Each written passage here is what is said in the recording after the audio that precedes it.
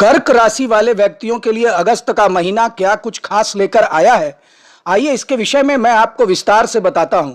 देखिए दर्शकों, यह कर्क राशि का मासिक राशिफल मैं आपके गोचर कुंडली में ग्रहों एवं नक्षत्रों की स्थिति और उनके चाल के आधार पर बता रहा हूं। तो आइए सबसे पहले मैं आपको बता दूं कि कर्क राशि वालों के गोचर कुंडली में ग्रहों की स्थिति क्या है। देखिए, सूर्य देव आपके लग्न भाव में बैठे हैं, वहीं शुक्र बुध के साथ आपके द्वितीय भाव में विराजमान हैं, केतु आपके तृतीय भाव में और शनिदेव आपके अष्टम भाव में बैठे हुए हैं। राहु आपके नवम भाव में बैठे हैं, वहीं मंगल बृहस्पति के साथ आपके गोचर कुंडली के एकादश भाव में बैठे हैं। ग्रहों की इसी स्थिति के आधार पर आइए मैं आपको बताता हूं कि कैरियर, आर्थिक, स्वास्थ्य एवं प्रेम और वैवाहिक जीवन अगस्त के महीने में कैसा रहेगा। देखिए दर्शकों, इस वीडियो को आप अंत तक अवश्य देखें, क्योंकि मैं वीडियो के अंत में कुछ ज्योतिषीय महा उपाय बताऊंगा, जिससे कि कर्क राशि वालों के लिए यह महीना अत्यंत ही सुखदायक हो जाएगा। तो वीडियो को अंत तक अवश्य देखें। तो आइए सबसे पहले मैं बताऊं आपको कि कार्यक्षेत्र यानी कैरियर के दृष्टिकोण से यह अगस्त का महीना आपके लिए कैसा रहने वाला है। देखिए, दशम भाव के स्वामी मंगल महाराज एकादश भाव में महीने की शुरुआत में खष्ठेश और नवमेश देवगुरु बृहस्पति के साथ स्थित रहकर आपको नौकरी में मजबूत स्थिति प्रदान करेंगे। आपके अनुभव का लोहा हर कोई मानेगा। आप न केवल मेहनत और अनुभव बल्कि ईमानदारी और कर्मठता के साथ अपने काम को अंजाम तक पहुंचाएंगे। आपको जो भी काम मिलेंगे आप उनमें अपना सर्वस्व झोंक देंगे, जिसकी वजह से आपको सफलता मिलेगी। व्यापार अगर आप करते हैं तो सप्तम भाव के स्वामी शनि महाराज अष्टम भाव में वक्री अवस्था में विराजमान रहकर आपको बार बार इस बात का ध्यान दिलाएंगे कि कोई भी काम ऐसा ना करें जो कि कानून के विरुद्ध जाए। और मैं आपको यह सलाह देना चाहूंगा कि आप इनकम टैक्स या कोई भी टैक्स समय पर चुकता अवश्य करें, जिससे कि आपको व्यापार में कोई समस्या का सामना ना करना पड़े।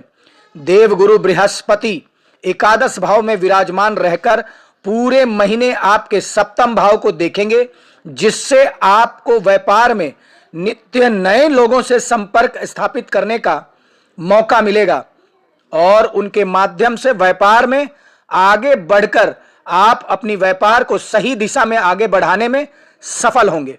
अब आइए मैं आपको बताता हूं कि आर्थिक दृष्टिकोण से यह अगस्त का महीना कैसा रहने वाला है। बुध महाराज दूसरे भाव में विराजमान हैं और धन संचय करने में ये बुध आपकी मदद करेंगे और आपके बैंक बैलेंस को बढ़ाएंगे। वहीं एकादश भाव में मंगल और बृहस्पति विभिन्न माध्यमों से धन आगमन के रास्ते सुलभ करेंगे और आपकी आमदनी में दिन प्रतिदिन वृद्धि के योग बनेंगे। इस प्रकार इस महीने की शुरुआत आपकी आर्थिक स्थिति में इजाफा होगा। हालांकि अष्टम भाव में बैठे शनि महाराज की वजह से आपको कुछ अनवांटेड यात्राएं करनी पड़ सकती है। किसी का बिगड़ा हुआ स्वास्थ्य और खर्च यह महीने आपको परेशान कर सकते हैं, लेकिन आपकी आमदनी भरपूर होने से आपको इन समस्याओं में कमी आएगी। 26 अगस्त से मंगल मिथुन राशि में द्वादश भाव में आ जाएंगे, तब कुछ खर्चों में बढ़ोतरी हो सकती है और आपकी यात्राएं बढ़ने और कामकाज के सिलसिले में भी आपको यात्रा करने की वजह से कुछ खर्चे और भी करने पड़ सकते हैं। देखिए, कुल मिलाकर देखा जाए तो यह महीना आपको खुशियां भी देगा और आर्थिक रूप से मजबूती भी देगा। अब आइए मैं आपको बताऊं कि स्वास्थ्य के दृष्टिकोण से यह अगस्त का महीना कर्क राशि वालों के लिए कैसा रहेगा। देखिए, पूरे महीने शनिदेव का अष्टम भाव में वक्री अवस्था में मौजूदगी यह संकेत दे रहा है कि आपको अपनी सेहत के प्रति थोड़ी सी भी लापरवाही नहीं दिखानी चाहिए, क्योंकि ऐसा करेंगे अगर तो आप किसी बड़ी बीमारी के चपेट में आ सकते हैं। यह समय किसी बड़ी बीमारी का जन्म दे सकता है, लेकिन यदि आप सजग हैं, चौकन्ने हैं, तो फिर आपको स्वास्थ्य को लेकर सचेत रहने की जरूरत है और आपको घबराने की आवश्यकता नहीं है। देखिए, आप कोई भी समस्या हो, इस महीने आप हर समस्या से बाहर निकलने में सफल हो जाएंगे। अब आइए मैं आपको बताता हूं कि प्रेम और वैवाहिक दृष्टिकोण से यह अगस्त का महीना आपके लिए कैसा रहेगा।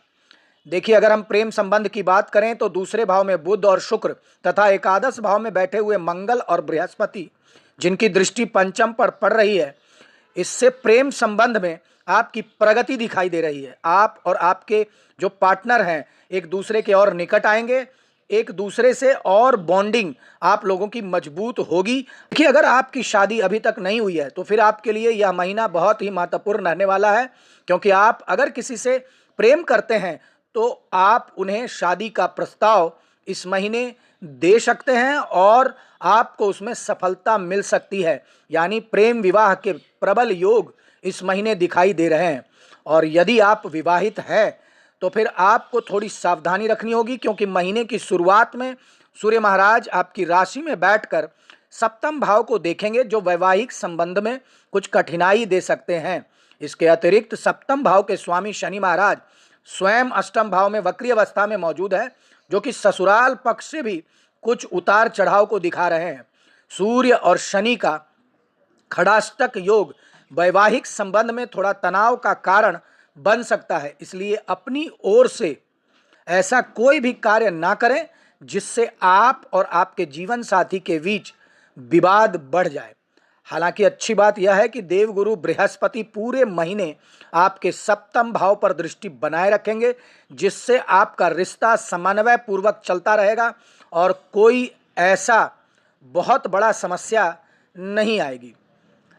अब आइए मैं आपको बताता हूं कि आखिर आपको कौन से वे महा उपाय करने हैं, ज्योतिषीय महा उपाय करने हैं, जिससे करके आप इस महीने को अत्यंत ही सुखदायक बना सकते हैं। देखिए, आपको चींटियों को अवश्य नित्य प्रति आटा डालना चाहिए।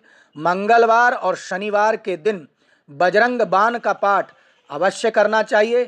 प्रतिदिन भगवान शिव और माता पार्वती की उपासना एक साथ करनी चाहिए और एक बार शनिवार के दिन छाया दान अवश्य करें।